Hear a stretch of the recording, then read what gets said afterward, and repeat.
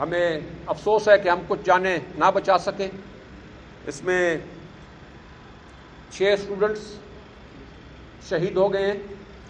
اس میں سیکیورٹی کا جو عملہ تھا ان میں ایک چوکیدار شہید ہو گیا ہے. اس میں چند سویلینز شہید ہو گئے ہیں جن کی ہم آئیڈینٹیفیکیشن کر رہے ہیں. سیکیورٹی فورسز کی جانب سے ایک پولیس آفیسر زخمی ہے اور 2 آرمی کے آفیسرز کے زخمی ہونے کی اطلاع ہے.